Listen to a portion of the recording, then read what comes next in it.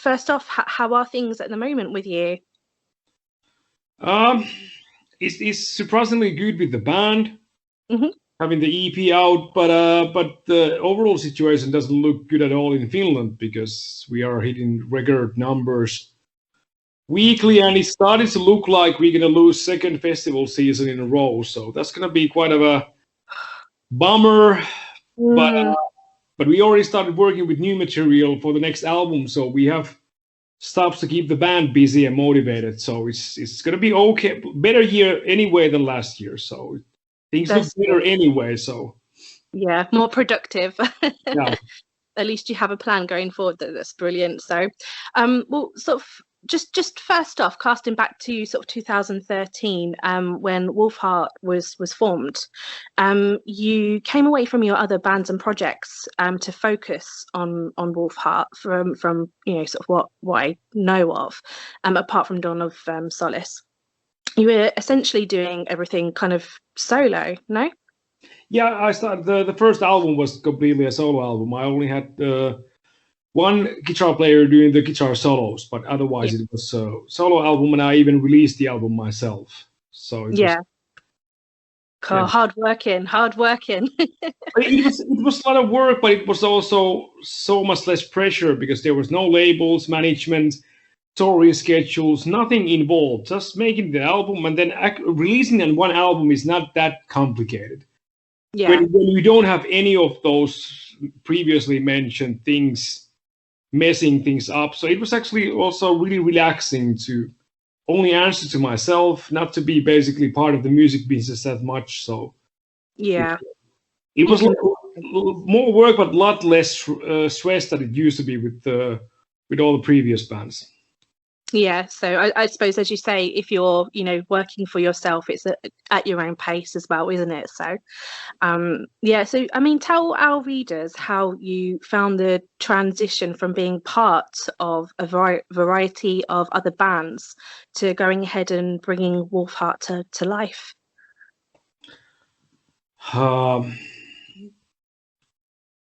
It may seem like a huge decision to at least the fans of those bands, because I came with the announcement at the same time to bury all the bands, and I was just we had one huge show with 3 of my bands playing. That was the last show of all the bands, but having so many issues with different labels. Of course, a lot of the bands were assigned to different labels, and each one of those started to have their own problems. And when that adds up, soon you feel that that's the only thing you have: issues with labels, issues with the business. So to me, such an easy and simple decision, just to be able to enjoy making music, to get rid of the labels, get rid of the certain conflicts inside the band. So it wasn't that big of a decision. It was very clear and easy one. But of course, announcing that at the same time for 3 pretty active bands at the same time, it must have been more confusing for the listeners. Yeah, so that's it. It comes down to, again, sort of, doing your thing and how you envision things, isn't it? So yeah, cool. So when I actually first heard Wolfheart back in 2014, it was really refreshing actually to see the depth of ambience that you use, and you create that with elements of death metal. So can you take us through the process of your vision of what Wolfheart was going to sound like before you released your first album? I like that this interview is the last one, because the most challenging questions, but it is refreshing to actually start thinking deeper. I had very a specific pandemic-based interviews today, so it's actually really nice to go back in the debut album times. To me, I wanted to make a combination of the bands that I buried. There was one of the bands was really doomy, very low-tuned guitars, very heavy production. And then there was Before the Dawn that had a lot of the atmosphere. It even had a lot of lead vocals. So I wanted to combine those. And I'm pretty sure the low tuning plays quite a big importance also with the with the mood and the death, because that creates a huge challenge for the arrangement. Like the guitars and the bass take so much space in the mix, so you need to like plan every like a piece of the puzzle very carefully for the production to give each instrument and each note and each layer enough air. So it's because the existing pieces of the puzzle are so big compared to regular like metal music, when you're using regular guitars and regular bass. It's like a combination. Every piece is so big that it demands more air around it. So the layers are a lot more easily here, and it's easier to kind of like build the mood and this like a scenic vibe to the music. When you build the production in a way that everything has to be clearly noticeable, because you so easily lose the whole headroom of the mix.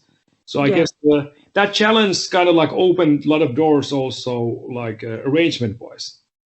Yeah, so it's evolvement as well, isn't it? So I feel that as I say about evolvement, I feel that Wolfheart has evolved since your first album, Winterborn. For example, when you released Constellation of the Black Light, and that dug deep really into the melodic tone that you are known for. Valkyrie is my very favorite track from that album. It paints a beautiful and somewhat ancient story for me, so it's lyrically, I just connect to that, and it's I think it's beautiful. Your 2020 album, Wolves of Karelia, will very much sort of highlight your involvement in this as well. You refer heavily to a war concept, which to my knowledge is about the Finnish Winter War. No? Yeah. Okay. Can you touch upon that a little bit for our readers? I was born in this really small village in the eastern border of Finland, and that is a part of the Karelian region, and that was the area where Finland ended up losing a lot of area on the map for Russia when the war was over. A lot of the key battles of the Second World War between Finland and Russia was fought on that area. Like the building where I saw my first concert was the headquarters of the war that followed the Winter War, and there's like I was playing in this certain hill when I was a kid, and there's still a cannon pointing to Russia. And of course, I didn't think any of that much back in the days, but growing older and getting more interested of my roots and my father's family line, and just connecting the dots, it is very inspirational for like a Finnish person to. And it's not that far in the history anyway. There's some of the veterans of the war are still alive, so it's not that far at all. So it's quite a big deal for Finland anyway. And my father's family line has a farm in the village. They've been living in the farm for like 200 years almost. And the new border was drawn 7 kilometers from that farm. So it's just little mistake with the pen, or just a little bit different decision that farm would be in the Russian side. So when you look back at things and look back at the history, that's it comes so close to my family, even though my family wasn't, or the generation that is alive wasn't part of the war, luckily. But it's such a big part of my family line and that area where my father's family is from. So. So many angles and point of view, and there's that war. It lasted only 3 or 4 months, but it brought few of the still very biggest heroes in a way of the modern warfare, like the White Death. I think he's the most, because even Sabaton made a song about him having 500 kills in just 4 months, and so it brought up a lot of this iconic war heroes for pretty small and young countries. So there's a lot of, if you're in a metal band and you have war heroes and you have big battles against the hugely greater army, that's so much inspiration to pick from. Absolutely, it's very close to home, isn't it? So Oh, yeah, very fascinating as well. I'd like to look a bit more into that because over here in the UK, it's not as well known, you know. Well, it didn't play that big of a part for the Second World War in general. It was just basically a battle between Finland and Russia during the Second World War. So Mm. I do understand fully that it doesn't like it's not a part of the history teaching in any other country. But of course, Finland, the statistics are also insane. Like we had 32 tanks totally in Wow. Finnish army, and they had 1,500 or so. Oof. We had 114 planes. They had 3,500 planes. Yeah. So even we didn't really win the war, but we stopped the invasion of the Russian army. So that's But yeah, that's massive. Yeah, yeah. absolutely. Um, your your most recent release, Skull Soldiers, it was released at the beginning of this month of March. I feel like this is actually a slight extension of Wolves of Karelia, sort of like the aftermath of the war. It is actually a straight sequel. Like what Mm. actually happened, a few like funny coincidences happened. There's I was doing the interview cycle of the Wolves of Karelia, and I really thought I made really thorough like a background work for the album theme, and I was reading a lot of the interviews of the veterans and a lot of the historical stuff. But then there was this one North American reporter that reminded me when the album was already out. Naturally, then he told me like, was I aware of this small battalion in Finnish army that called themselves Skull Soldiers, and they were painting white skulls or skeletons on their helmets, and they were like this winter warfare special unit Yeah. in Finnish army, and I had no idea. I had absolutely no idea. And I was hugely bummed because that would have been the perfect title for the song. That would have been perfect set of lyrics. Everything would have been perfect for a metal song, and I managed to miss that thing completely. And then the pandemic came. We Mm. lost about 120 gigs, and then the label asked us, like, would we be interested of doing something smaller in between, like an EP? So I've got, like, of course we're gonna do an EP. I already have the title and the topic and everything. We're just gonna do a little bit like a extension of the stories we already told, but we're gonna still make an EP about the same war and same theme. So there's a Yeah. yeah. Which is perfect opportunity really, because you know if it's something also that you're so passionate about, I think extensions also you know draw in the your audience to learn more as Yeah. well about what it is. So brilliant. When writing Wolves of Karelia, were you planning on following it up with a related release? I mean, I know you just answered that really, but like, were you pre-planning that anyway? Not really. Like I've been covering some of the Finnish wars. There's at least one song on each album. There's already one song in the debut album called "Ghost of Karelia." That Mm. is that is about the veterans of that war. So I've been covering that like in each album at least with one or two songs. And now I Yeah. wanted to focus one album fully for the battles on the Second World War. But now I'm completely done with that topic. Like. I also kind of like wanted to get out of my system, make one war album in a way, and Yeah. I already knew that I really want to go back to like this Finnish pagan uh, mythology and more like nature-based themes for the next album that we are writing now. So like I was, and I am passionate about the Winter War and everything, but Wolfheart is definitely not a like war themed band, so we're gonna go to different direction now. Yeah, fantastic. I do get that vibe as well, that you're very much into the very pagan roots as well.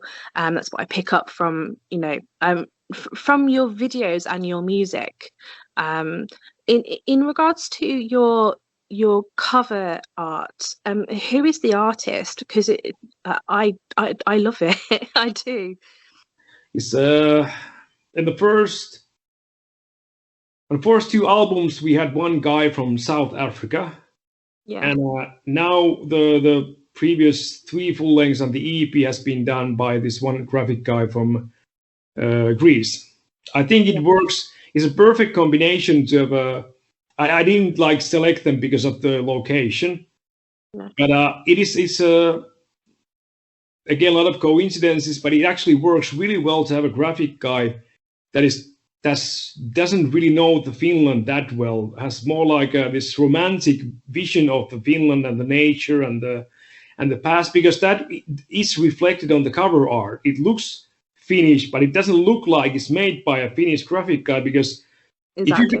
if you pick up a Finnish artist and you tell him to do something about winter, it's going to be really difficult to find this like a special angle or point of view for the graphic guy, because it's everyday thing. It's nothing special for in that way for Finnish people. The nature and the winters and everything that surrounds everybody. Even though if you live in the biggest cities, it's not that big of a country. Our cities are not that big.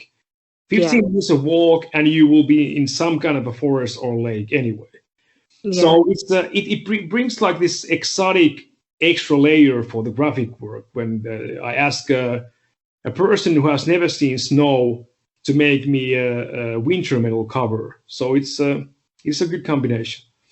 Yeah, it is. It is beautiful, and it represents very well as well. I think the depth of your music. So, in terms of songwriting, Wolfheart are one of the most well known for you paving the way really for bands exploring in different types of atmospheric metal. What makes a good songwriter for you? What makes a good songwriter? Mm-hmm.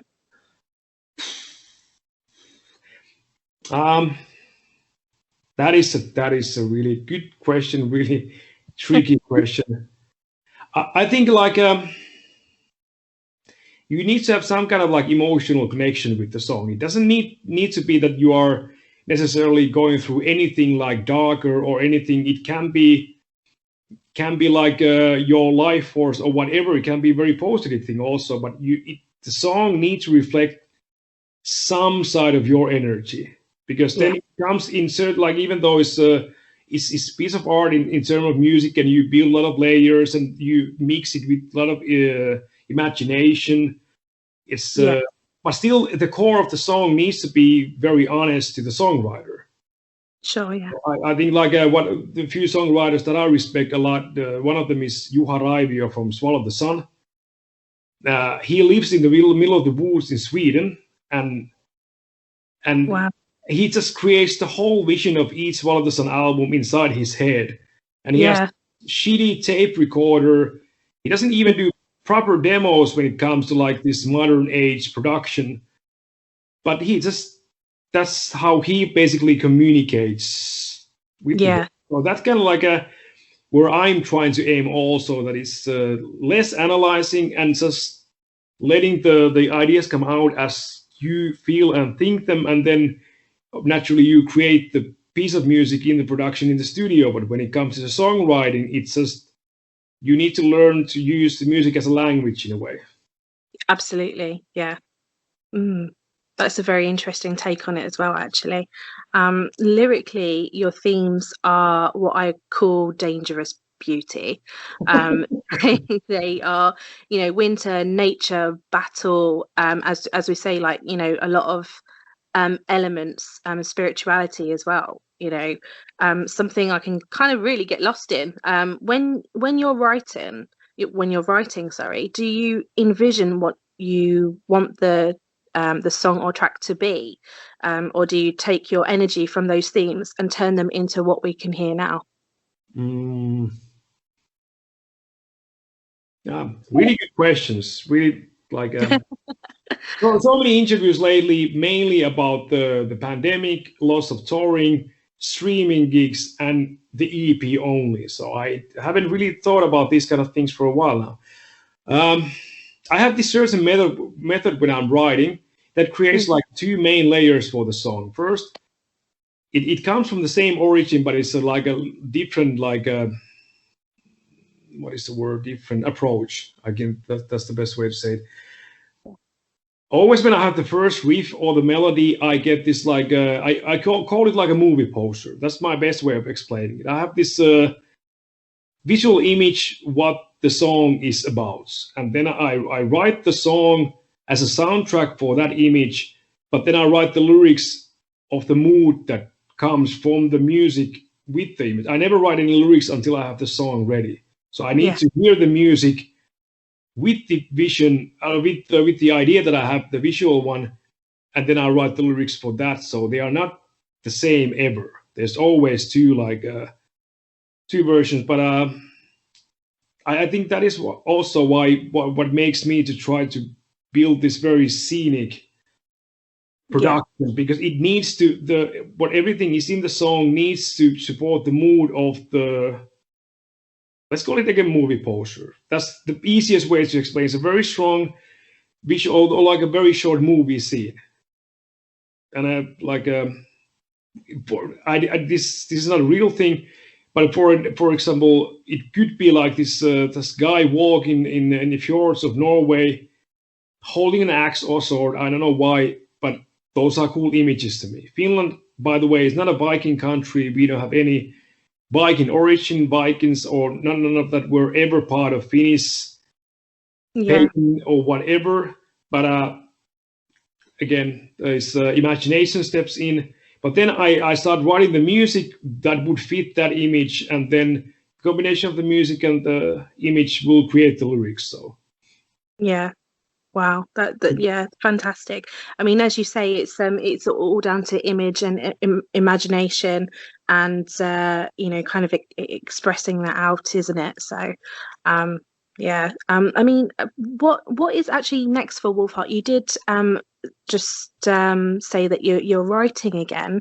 So is there anything you can tell us? I could, if I would know how to explain it. It's always more clear in your head when you are in this part of the process. We do have half of the next album already pre-produced, and we should have the rest of the demos done within a month, and we might even start the recordings during the summer. We have a lot of time now, so I rather work a little bit like ahead of schedule now, just to keep everything moving forward, because it looks like we're not going to tour this year at all. But it's going to be more into the direction of the debut album, like less of the death metal elements, a lot more of the melodic elements. So far it seems slower. Yeah. Like it's less like this super aggressive stuff. Again, it goes hand in hand with the theme, with the pagan stuff and the nature. So it doesn't need to be that aggressive to carry that theme. So more melodic, less sweating for the drummer. And at least he's sweating a lot less now that we've been rehearsing the songs. So that's it's going to be more like with the Winterborn style. Not going to be any less metal when I say that there's less aggression, but it's just more melodic death metal and melodic black metal elements than death metal. Beautiful. That's what we like. To go back to roots as well is sometimes quite exciting after you've like I say, when it comes down to evolvement as well. So it's always quite refreshing to see an artist kind of go back to the originals as well. So what really surprised me about the new EP is your acoustic track, Aeon of Cold. It's very soothing and kind of fire dimming track. The vocal range is not what we would really normally see in any of your other works. To me, it's a kind of a different glimpse into a more emotional side of Wolfheart. Yeah, and this EP was a good opportunity to try that out more. Yeah, we did this one standalone single for Universal between the second and the third album, I think, that our bass player did all the clean vocals, but that it wasn't any part of any actual album, so it got a little bit buried in the background. But now we have a situation where we have actually 3 vocalists for the next album. Wow, cool. Loudest clean vocals, and then our new solo guitar player, Greek guy called Vagelis. he's excellent like lead singer. He has his own band in Athens, and there's gonna be like those are probably gonna be the biggest changes for the fans on the next album. There's gonna be 2 different style of clean vocals with Mike Rowling, so that's gonna add like 2 completely new layers. Yeah. Oh, exciting. I'm looking forward to it already. So, finally, really, what advice can you give other artists at the moment?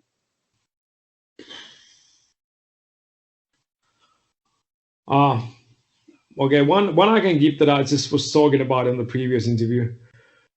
Try to avoid streaming gigs.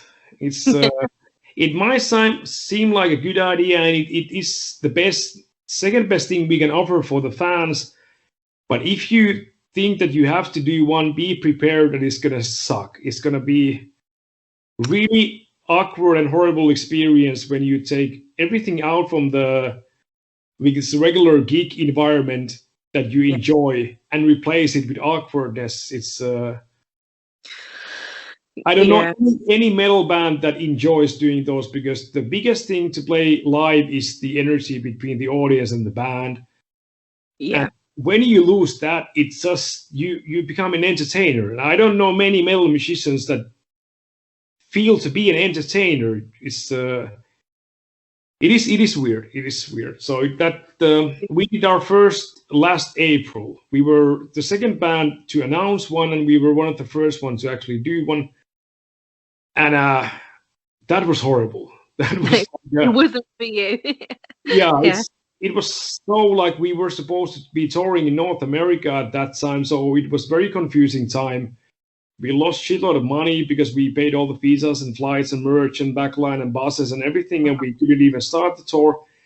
And we didn't really have time to think about it at all. We suddenly were in this huge venue with only cameras, no proper crew even, because it was the first lockdown in Finland. We weren't allowed to have more than 10 people in the venue.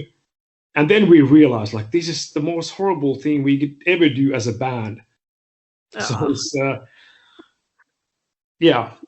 prepared, like need to be prepared for that. Like it's gonna be very, very like unpleasant and different. Yeah. Have to get used to a few things. Oh wow. Well, Tuomas, thank you so very much for your time. I really, really appreciate it. Thank you for talking to me. We'll have this up as soon as, and we'll be looking forward to your new releases. Yeah, thank you.